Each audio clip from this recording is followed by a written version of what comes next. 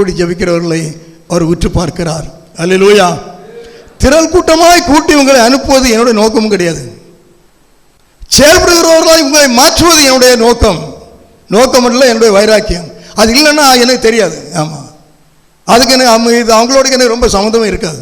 ஆமாம், கர்த்தருக்கு பயன்படுகிறவர்களாம் நீங்கள் மாற வேண்டும். அது இல்லைன்னா என்ன பிரயோஜனம்? இன்னைக்கு செய்தி கேட்கணும், ஆராதிக்கணும், அப்படியே போயிடணும், வாழ்க்கையை பார்க்கணும், அது தேவை. அது உங்களை செயல்பட வைக்காவிட்டால், உங்களை சீர்திருத்தாவிட்டால், அந்த இது ஒரு டைம் பாஸிங் தான் நீங்கள் அதை யூஸ் பண்ணுறீங்களே தவிர உங்கள் வாழ்க்கையின் திருத்தத்திற்கு அல்ல. ஆவியானவர் உங்களை எந்த கனியுமே பார்க்க முடியாது. கலிகுறவர்களாய் காணலாம், ஒன்றும் இல்லை. ஆலயத்தில் மட்டும்தான் கைதட்டி ஆட்டம் போடுறோமா, அதோட வேற ரோட்டில் போடலையே ஆட்கள்.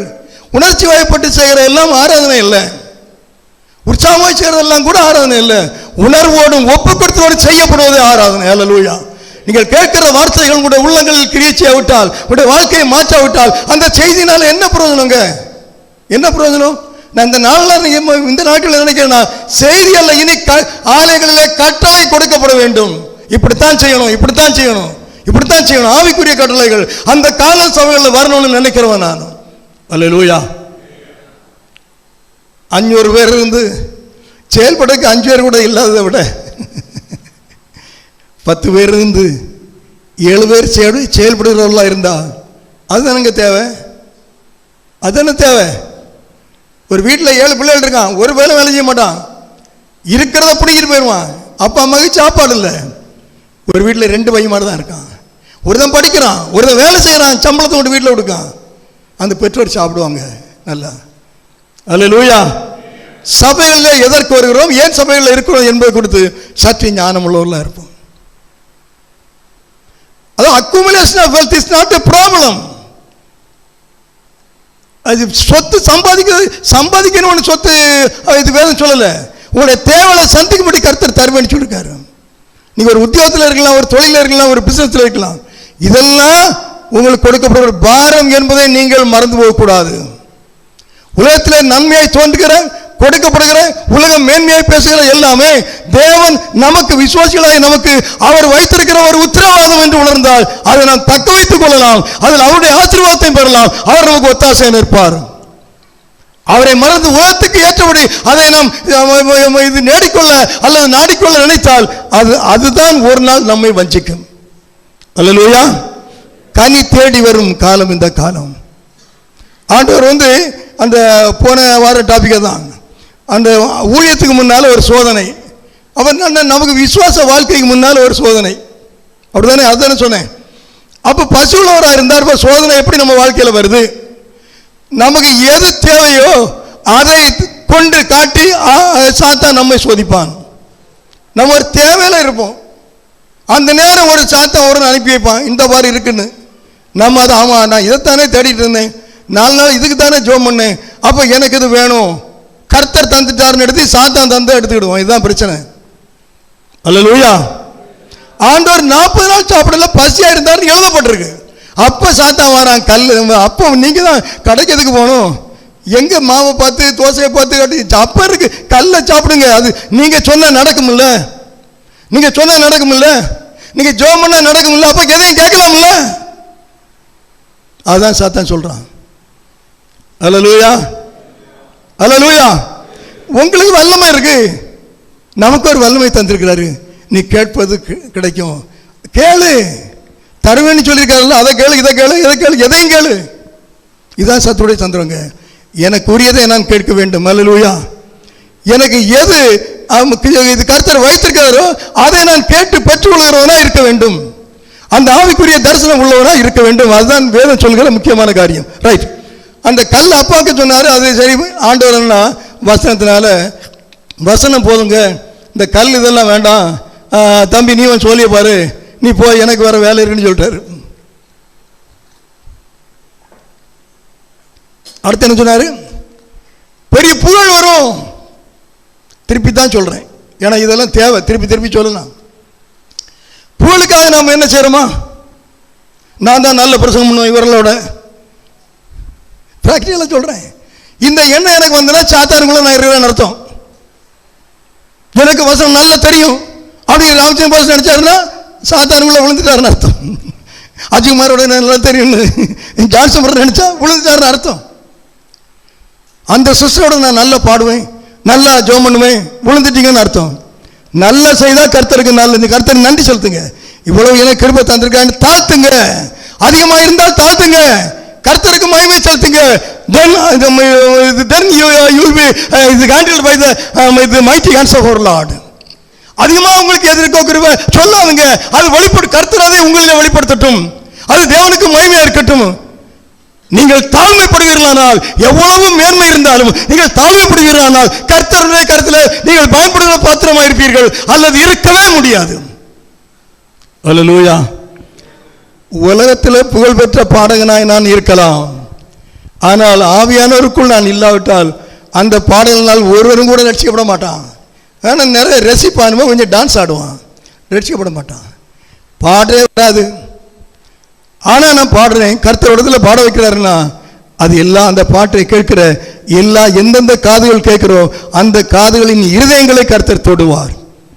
மனிதனுடைய பாடல் காதில் போகும், இது கர்த்தர் ஆவியான கொடுக்கிற பாடல் காதில் அல்ல, காது வழியாக இருதயத்துக்குள்ளே செல்லும். அல்லேலூயா. ஆகவே ஆவிக்குரிய ஞானம் உள்ளவர்களாக இருங்கள். ஆமாம். அடுத்து ரெண்டாவது புகழ். மேலே இருந்து சாடுங்கய்யா, தூதமார் வருவான், பிடிச்சிடுவான், புகழ் உங்களை தூக்கி சுமந்துருவான். புகழ் இல்லை என்ன வேண்டாம், நீ பாரு. அடுத்து இந்த உலகமெல்லாம் பாருங்க, எல்லாம் உனக்கு தாயா. உலகத்தில் என்ன ஒன்று, ராஜாவாகணுமா ராஜாவாயிரு, ஒரு ஐஸ்வர்யனா இருக்கணுமா ஐஸ்வர்யனாயிரு, அல்ல ஒரு பெரிய பணக்காரன் எப்படி இருக்கணுமா இரு, இல்லை ஆளுகை சேரவனுமா இருக்கணுமா இரு, அதிகாரப்படுத்தி வரவனுமா இரு, இல்லை எதை பார்த்தாலும் அனுபவிக்கிறோமா அனுபவிக்கணும் அப்படின்னு நினைக்கிறியா, நீ அனுபவி. அதுதாங்க சோதனை. நம்மளாம் எதுக்கு போயிட்டு இருக்கோம்? இந்திய கிறிஸ்தவ உலகம் எதுக்கு நேரம் போயிட்டு இருக்கு? ஜாக்கிரதை, கடைசி நாள் வெகு சமீபம். இட் இஸ் நியரிங் அஸ், ரொம்ப சமீபம். ஜாக்கிரதையா இருக்க கர்த்தர் கிருபை தருவாராக. அல்லேலூயா. நோவா காலத்தில் மழை வரும்னு எவனாவது நினைச்சானா? ஒரு பயம் நினைக்கல. நடக்காத சொல்றான் அந்த ஆளு. மழையாகுது, என்னது நடக்காது, இது சும்மா கப்சா விடுறான். கடைசியில் வந்தோன்னு ஒரு அதிசயம், என்னன்னு தெரியல, ஐயோ அம்மானு கூப்பாடு. என்ன செய்யறது? கதை உடைத்தது கர்த்தர். கதை உடைச்சது யாரு? திறந்த வாசலை உனக்கு முன்பா வைக்கிறேன் என்று சொன்னவர் ஒரு நாளிலே கதை அடைப்பார். அவ ஐயோ அம்மான்னு சொன்னாலும் ஒன்றும் இல்லைங்க, இன்றைக்கு இருக்கிற நிலைமையில ஜாக்கிரதையா இருங்க. அவன்கிட்ட சொன்னாங்க இது அப்ப வேண்டாம், ஆனா வேண்டாம்னு சொன்னவர் கனி தேடி வருவார்னு கடைசி காலத்தில் சொல்லிருக்காருல, கனி தேடி வருவேன். அத்திமரமே நான் உலகத்தில் வருகிறேன், உனக்கு செழிப்பை தந்திருக்கிறேன், தண்ணி தந்திருக்கிறேன், நிறைய சூழல் தந்திருக்கிறேன், நல்ல வளர்ந்திருக்கிறேன், செழியுள்ள அத்திமரம், இலையுள்ள அத்திமரம், பழம் நிறைஞ்சிருக்கணும், நிறைஞ்சு பழம் இருக்கணும் நான் பாறேன். ஆனா உன்னிடத்தில் ஒன்றுமே இல்லை, உன்னிடத்தில் ஒன்றுமே இல்லை. நடந்து ஏமாத்திட்டாருங்க. ஆண்டவருக்கு எல்லாம் தெரியும் அப்படின்னு சொல்லுவோம், உண்மைதான். ஆனா எல்லாம் தெரிஞ்சதுனால அவர் சில நேரங்கள்ல அவர் வித்தியாசமா தான் செயல்படுவார். அதெல்லாம் இல்லையே போ அப்படி நினைக்க மாட்டாரு. அவன் தான் கேட்க மாட்டானே, ஏன் என்ன சொல்லணும் அப்படி நினைக்க மாட்டாரு. நீ கேட்காட்டாலும் சொல்லுவார், நீ கேளாவிட்டாலும் பிடிக்காவிட்டாலும் பேசிக்கொண்டே இருப்பார். இவன் கேட்க மாட்டான், ஏன் சொல்லணும்? இவன் சர்ச்சைக்கு வந்து திறந்த மாட்டான், ஏன் சர்ச்சைக்கு வர சொல்லணும்? இல்லை, தருணம் தருகிற ஆண்டவர். அல்லேலூயா. எப்படியாகும் என்று முயற்சி பண்ணுகிற ஆண்டவர் தான் உடைய ஆண்டவர். ஆமீன். அங்க தேடி போறாரு, கனியை காணல. இனி ஒரு பையனும் மாட்டா சாப்பிட மாட்டாப்பா சொல்லிட்டு வந்துட்டாரு. என்ன சொன்னாரு? இனி அப்படிதானே சொன்னாரு, அப்படிதானே இல்லையா? இனி ஒரு சாப்பிட மாட்டான். நீ உன்னை போட்டிருக்கால, உன் தோட்டக்காரனும் சாப்பிட மாட்டான். அதுக்கு அர்த்தம் அதுதான், புரிஞ்சிடுங்க. ஆனா அது அப்படிதான் ஒண்ணு. நீர் என்ன சொல்றது? நான் என் தோட்டக்காரனுக்கு கொடுப்பேன், அதுதானே நிறைய இலை வச்சிட்டு இருக்கேன். ஆனா மறுநாள் திருப்பி இயேசு அந்த பக்கமா வராரு. ஆனா அத்தி மரம் எப்படி எவ்வளோ அறியாம அந்த அத்தி மரத்துக்கு. அத்தி மரம்னு யாரு சொன்னாரு? ஒரு மரத்தையா சொன்னாரு? என்னையும் உங்களையும் தான் சொன்னாருங்க.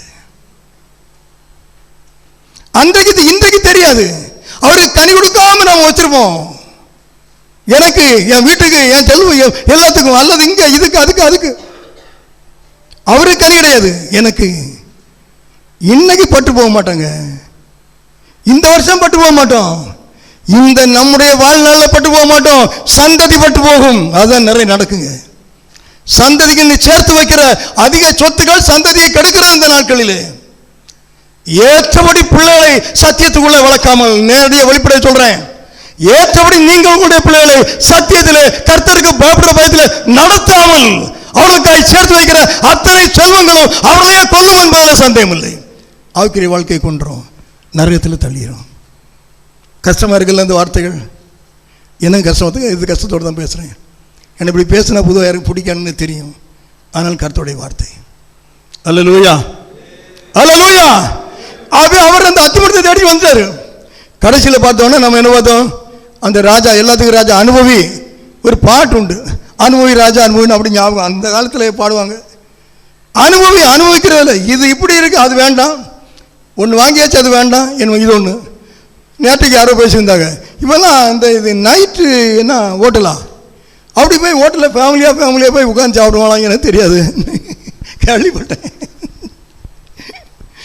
எப்படி ஃபேமிலியாக போவாங்களாம் ராத்திரி 9 மணி 10 மணிக்கு. அப்படி போய் அங்கே இது ஹோட்டல்லாம் திறந்த வழி, யாரெல்லாம் வந்திருக்கான்னு பார்க்கணும்ல. யாரெல்லாம் வராங்க, என்ன ட்ரெஸ் போட்டு வராங்க, என்னென்ன சாப்பிட்றாங்க, ஆர்டர் பண்ணுறாங்க, எப்படி பேசிக்கிறாங்க, அதெல்லாம் பார்க்கணும்ல. திறந்த வழியில் அப்படி போய் உட்காந்து அது சில இப்போ அந்த சில புதிய அந்த கம்பெனி காரியங்கள் உள்ளவங்கெல்லாம் போவாங்க. அது ஒரு ப்ரொசீஜ். இதெல்லாம் நடக்கும். அனுபவிக்கிறது எப்படி அனுபவிக்கலாம்? நான் என்ன சொல்கிறேன், ஆண்டவர் எல்லாத்தையும் தந்திருக்காரு, எல்லாத்தையும் ஏற்றபடி அனுபவிக்கணுங்க. ஏற்றபடி. நான் இந்த நைட்டு என்ன ஹோட்டலில் போய் சாப்பிடக்கூடாதுன்னு சொல்கிறேன், சாப்பிடத்தான் சொல்கிறேன். அவசியம் இருந்தால், தேவை இருந்தால், அவசியம் இருந்தால் கரெக்டாக போய் சாப்பிடலாம், தப்பே கிடையாது. அதில் நான் இந்த ஒரு இது அதை கண்மூடித்தனமாக பேசுகிறோம் இல்லை. தேவை இருக்குது, அவசியம் இருக்குது, இப்போ சாப்பிடாம இருக்க முடியுமா? நல்லா சாப்பிடுங்க. ஆனால் அதை ஒரு ப்ரெஸ்டீஜ் வேண்டி போகாதுங்க. அல்லேலூயா. பிரியாணி வீட்டில் வைக்கிறது எதுக்குங்க? நல்லா சாப்பிடத்தானே. நல்லா சாப்பிடக்க வேற இருக்குமா? சாப்பிடத்தானே, நல்லா சாப்பிடுங்க. நான் வேண்டாம்னு சொல்லலை. ஆனால் நோக்கம் சாப்பாடாக இருக்கட்டும், வேற எதுவும் இருக்கக்கூடாது. அல்லேலூயா, அல்லேலூயா. ஆடை எடுங்க, நல்லா எடுங்க, உங்களுக்கு அழகா இருக்கட்டும், அலங்கோலமாக இருக்கக்கூடாது. உங்களுக்கு ஒரு ஸ்டாண்டர்டை மெயின்டைன் பண்ணுங்க. ஒரு ஸ்பிரிச்சுவல் ஸ்டாண்டர்ட் எப்படி நாம கடைபிடிக்கிறோமோ அதே போல பிசிக்கல் ஸ்டாண்டர்டு, ட்ரெஸ்ஸிங்கில் ஒரு ஸ்டாண்டர்டு, உங்கள் பேச்சில் ஒரு ஸ்டாண்டர்டு, உங்களுடைய நடக்கையில் ஒரு ஸ்டாண்டர்டு, உங்களுடைய மூமெண்ட்ஸில் பிஹேவியரில் ஒரு ஸ்டாண்டர்டு. அது உங்கள் குடும்பத்தில் உங்கள் பெற்றோர் எப்படி உங்களை வளர்த்தாங்கன்னு வெளிப்படுத்தட்டும் அடுத்தவங்களுக்கு. அல்லேலூயா. பழக்க வழக்கங்கள் ஒரு ஸ்டாண்டர்டு. எங்கே போனாலும் கதவை திறந்துட்டு போவோம், கதவை அடைச்சிட்டு போவோம். இதெல்லாம் சாதாரணமானது. அது இல்லை. இன்னைக்கு கேட்டை திறந்து அடைச்சிட்டு போவோம். இல்லை, சில நல்ல பழக்கங்களை நம்ம ஒரு ஸ்டாண்டர்டை கடைபிடி. எது மற்றெல்லாம் கடைபிடிக்கிறோம் இல்லை. ஒழுக்கக்காரிகள் எல்லாம் இன்று கடைபிடிக்கப்படுகிறது, ஒழுக்கங்கள் இன்று புறக்கணிக்கப்படுகிறது. அது சபைகளும் இருக்கிறதை காண்கிறேன், பொதுவான சபைகள். அல்லேலூயா, அல்லேலூயா. சரி, அங்கே ஏசப்பா ஊழியத்தில் அது போய் இது நம்ம போன வாரம் எடுத்த அந்த வசனம் என்ன வருது? மத்தேயு 4:11 வாசிங்க. அப்பொழுது பிசாசானவன் அவரை விட்டு விலகி போனான். உடனே தேவ தூதர்கள் வந்து அவருக்கு பணிவிடை செய்தார்கள். இதானே எடுத்தோம்? ஆமா. இப்ப நமக்கு தேவ தூதர்கள் வந்து பணிவிடை செய்யணுமா வேண்டாமா? செய்யணுமா வேண்டாமா? எங்களுக்கு தேவதூதர் அந்த இதெல்லாம் நாங்கள் ஒன்றும் பார்க்க மாட்டோம். தேவதூதர் எங்களுக்கு வேண்டாம். எங்களுக்கு ஏசப்பா கல்வாரி எங்களுக்காக மறுத்த ஏசப்பா மட்டும் போதும். இந்த வசனம் எதுக்கும் கழுவி வச்சிருக்கு? ஏசப்பாக்கே தேவதூதர் வந்து பணிவிடை செய்தால் எழுதப்பட்டிருக்கிறது. நமக்கு வேண்டாமா? நமக்கு தேவதூதர் ஏற்படுத்தி இருக்கிறார் என்று எழுதப்பட்டிருக்கிறது. அவருடைய பணிவிடை நமக்கு வேண்டாமா? நாம் அவருடைய பணிவிடையை, தேவனுடைய பணிவிடையை நாம் வேண்டுகிறதில்லை, எதிர்பார்க்கிறதில்லை. ஆனால் தேவனை காண வேண்டும் என்று நாம் விரும்புகிறோம். ஆனால் தேவனாய் கர்த்தரோ அவர்களை நம்ம கொண்டு காட்டி ஒரு சேவை செய்து வைக்கல, நமக்கு ஒத்தாசை செய்யும்படி அவர்களை ஏற்படுத்தி ரெண்டு பேரும் சொல்கிறது. அது நம்ம எங்க பார்க்கிறோம்? சங்கீதம் எடுங்க 91 எடுங்க. சங்கீதம் 91 நிறைய இருக்கு, ஆனால் குறிப்பான விஷயம் 91:11 91:11 உன் வழிகளில் எல்லாம் உன்னை காக்கும்படி உனக்காக தம்முடைய தூதர்களுக்கு கட்டளையிடுவார். அல்லேலூயா. எவ்வளவு உண்மைன்னு தெரியுமாங்க? ரொம்ப உண்மை. நிறைய தேவனுடைய பிள்ளைகள் ஆக்சிடென்ட்டில் ரொம்ப எளிதாக தப்பியிருக்காங்க. இப்போ ரீசெண்டாக நம்ம பிள்ளை எளிதாக தப்பியிருக்கான். ஆக்சிடென்ட்டில் போகிறாங்க, ரொம்ப வேண்டாம், சின்ன தட்டு போதுங்க, ஆள் போயிடும். கர்த்தர் கூட இல்லைன்னா சத்துரு டபக்குன்னு பறிச்சிருவான். உன் வழிகளில் எல்லாம் உன்னை காக்கும்படி உனக்காக தம்முடைய தூதர்களுக்கு கட்டளையிடுவார். உன் பாதம் கல்லில் இடாதபடிக்கு அவர்கள் உன்னை தங்கள் கைகளில் ஏந்தி கொண்டு போவார்கள். அல்லேலூயா. எவ்வளோ நல்லா இருக்கு பார்த்தீங்களாங்க. எங்கள் அப்பா என் கூட வரமாட்டார், என் மகன் என் கூட வரமாட்டான், வர முடியாது, அவனுக்கு வர வேலை இருக்குல்ல. என் மனைவி பிள்ளை யாரும் சில வர முடியாது. எவ்வளோ முக்கியமாக இருந்தாலும் இது நண்பர்கள் கூட வர முடியாது. முக்கியமான வேலை வந்துடும் அவங்களுக்கு. தனியாக விடப்படுவேன், என்னை பாதுகாக்க என் கால் கல்லில் இடராதபடி தேவனாகி கர்த்தர் தம்முடைய தூதர்களுக்கு அவர் கட்டளையிடுவார் என்று எழுதப்படுகிறது. எனக்கு கட்டளையிடுங்கப்பா. அல்லேலூயா. உண்மைதானங்க. லேசாக படித்தா வசனம் வழங்காது சில வேலை. நல்லா இது நல்ல கவனிங்க.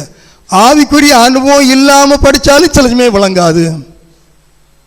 விசுவாசம் இல்லாமல் படித்தா முற்றும் வழங்காது.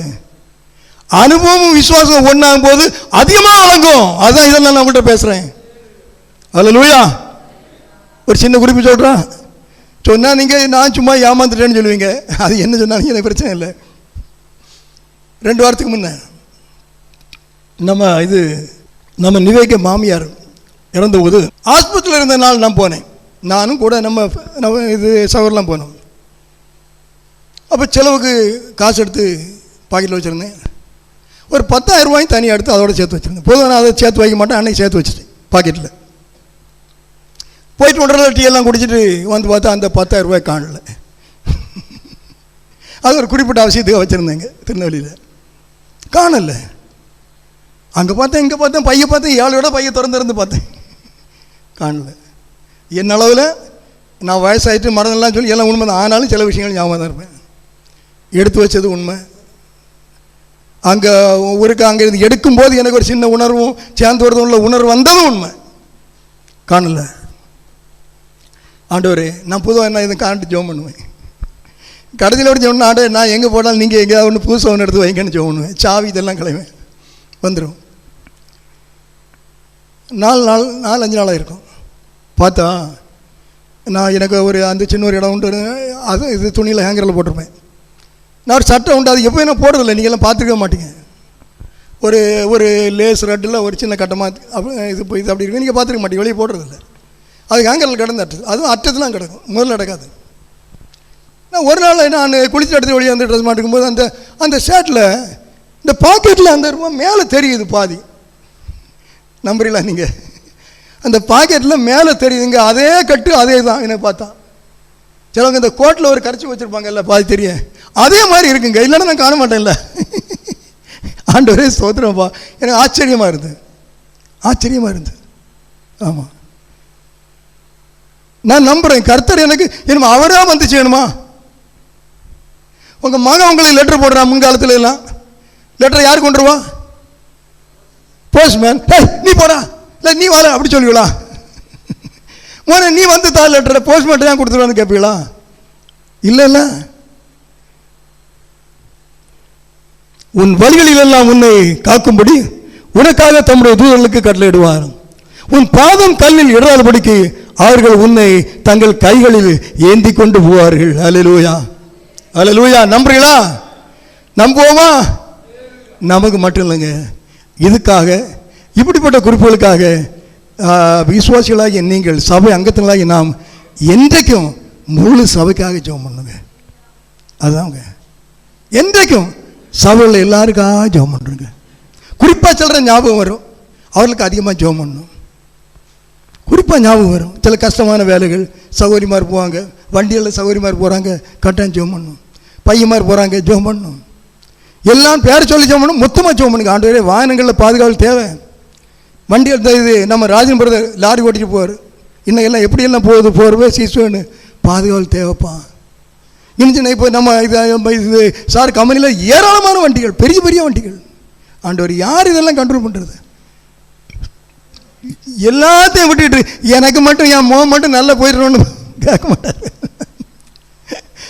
நிறைய பேர் வண்டியில் போகிறாங்க, நான் எப்படி சொல்கிறேன், ஆண்டவரே என் மகன் மட்டும் போகும்போது நீங்கள் கூட பின்னால் உட்காந்து போவேன்னா கேட்கவே மாட்டார். போகிறவர் விலகிடுவார், போய் அடுத்த வண்டியிலெல்லாம் என்ன உட்காந்துருப்பார். ஜாக்கிரதையாக ஜெபம் பண்ணணும். யோபு தன் சிநேகிதருக்காக வேண்டுதல் பண்ணினான், கர்த்தர் அவனுடைய சிறையிருப்பை மாற்றினார். இப்போ ஒரு நிமிஷம் ஜெபம் பண்ணிடுமா, எனக்கு மனதில் தோன்றதுனால சொல்கிறேன்.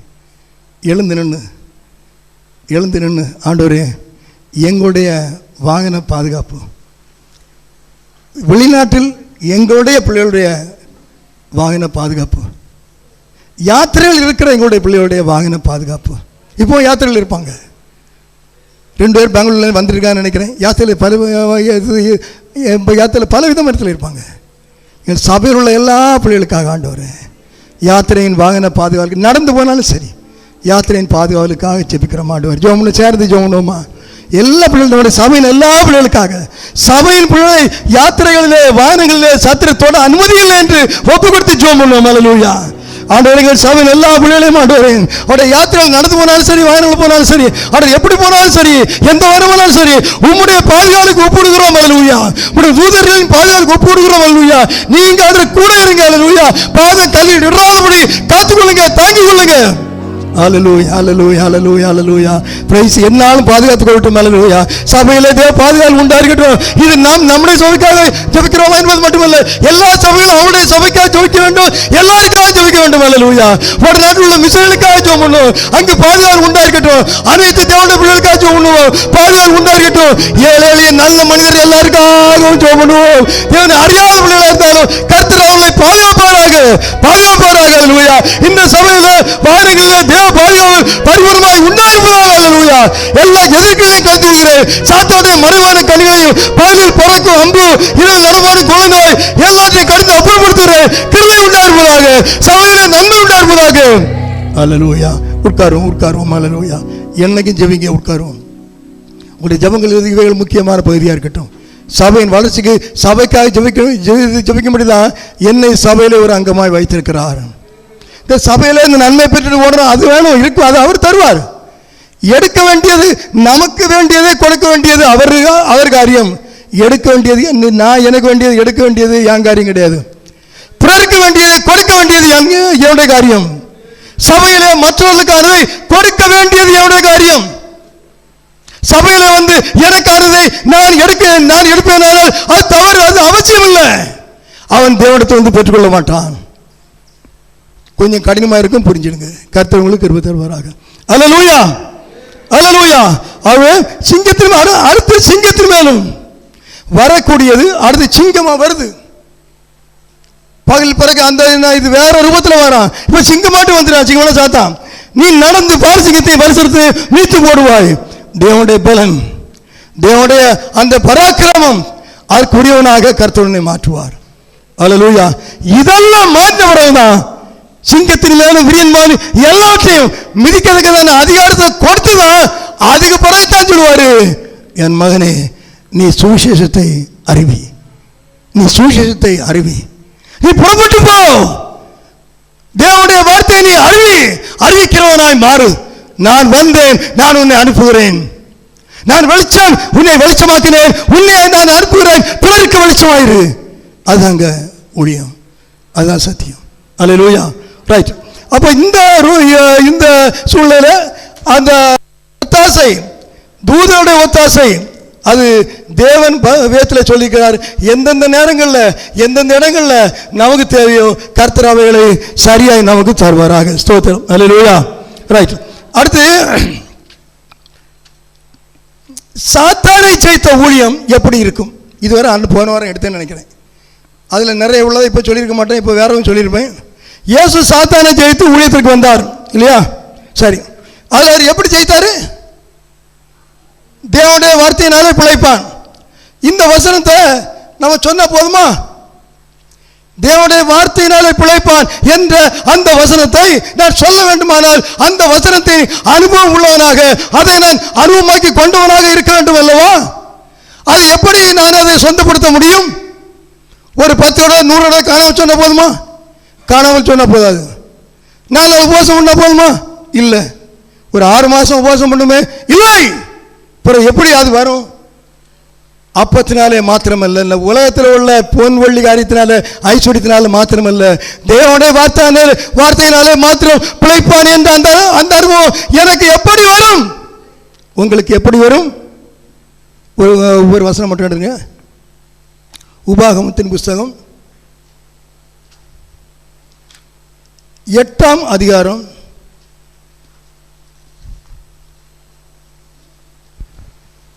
3ஆம் வசனத்தை நானே வாசிக்கிறேன். உபாகமம் 8:3 கவனிங்க. அவர் உன்னை சிறுமைப்படுத்தி உன்னை பசியினால் வருத்தி, மனுஷன் அப்பத்தினால் மாத்திரமல்ல கர்த்தருடைய வாழ்ந்து புறப்படுகிற ஒவ்வொரு வார்த்தையினாலும் பிழைப்பான் என்பதை உனக்கு உணர்த்தும்படிக்கு நீயும் உன் பிதாக்களும் அறியாதிருந்த மன்னாவினால் உன்னை போஷித்தார். இது ஒரு குறிப்பிட்ட அந்த காரியங்களை சொல்லுதா இருந்தாலும், அந்த கர்த்தருடைய வாழ்ந்து பிறக்கும் வார்த்தையினால் மாத்திரம்தான் பிழைப்பான் என்ற வசனத்தை, அந்த சத்தியத்தை எனக்கு விசுவாசிக்கிற ஒரு சத்தியமாய் ஆணித்தரமாய் எனக்கு கற்றுத்தரும்படி அவர் என்ன செய்கிறாரா? என்னை சிறுமைப்படுத்துகிறாராங்க. அல்லது சாதாரணமாக அந்த பாடம் படிக்க முடியாது. என்னை சிறுமைப்படுத்துகிறாராம். எல்லாரும் மத்தியிலையும் சிறுமைப்படுத்துவார். நாங்கள் 5 பேர் ஊழியக்காரன்னு போவோம். அங்கே சொல்லுவாங்க கூட்டத்தில், பெரிய ஒரு சுவிசேஷ கூட்டம், இவன் யார்ட்டா ஒரு நெட்டை வந்திருக்கான், நீ போலங்க சொல்றது ஒரு பெரிய பாஸ்டரா இருக்கும். அவர் எப்படி சொல்லுவாரோ தெரியாம சொல்லலாம். எனக்கு சிறுமை. மேலே போய் நம்ம ஒரு ஊழியக்காரன்னு மேலே இருப்பேன். சார் நீங்கள் அங்கே போய் கீழே உட்காருங்க. சிறுமை. சந்தோஷமாக உட்காருங்க. ஆமாம், நான் மேலே போக மாட்டேன். என் விஷயம் வேறு. சில சிரமப்படுத்துகிற நேரம் வரும். சகோதரிமாருக்கு வரும். நாம் அப்போ அதை அந்த அனுபவமாக்கி விடணும். ஆவிக்குரிய அனுபவம் இது படியாக்கி விடணும். அதை சிறுமைப்படுத்தி உன்னை பசியினால் வருத்தி பாடம். சிரமப்படுத்தினா போதும்னா பசி, சாப்பாட்டுக்கு இல்லாத நிலையிலையும் சிலமையும் வரும். சாப்பாடு இல்லாத நிலை வரும்போது தான் சில நேரங்களில் ஆவிக்குரிய சாப்பாடு கிடைக்குங்க. ஆவிக்குரிய ஒரு சத்தியத்தை நம்ம அறிகிற அறிவு நமக்கு வரணும்னா பசியினால வாடுகிற ஒரு அனுபவம் நமக்கு வரணும் ஆத்மாவில். அப்பொழுதுதான் ஆவிக்குரிய ஒரு சத்தியத்தை அறிந்து கொள்கிற அந்த கிருபையை கர்த்தர் கொடுப்பார். அல்லேலூயா. உணவுல அதிகமாக சாப்பிடணும் அப்படின்னு நினைச்சிருந்தா ஆவிக்கு நன்மை வெளிப்படாது. இன்னைக்கு சுமார நான் நினைக்கிறேன் ஒரு 7-8 குறிப்பு எழுதி வச்சிருக்கேன் டைரியில் காலையில். அதெல்லாம் உங்களுக்கு சொன்னால் சம்மந்தம் இல்லாத இருக்கும். ஆர்வம் உள்ளவங்க இருந்தால் கேளுங்க, என்ன பாசம் எழுதிக்கிறேன்னு கேளுங்க, சொல்லித்தார். அவங்களுக்கு தான் அது வழங்கும். ஆமாம், ஒரு 7-8 எழுதி வச்சிருக்கேன். அல்லேலூயா, அல்லேலூயா.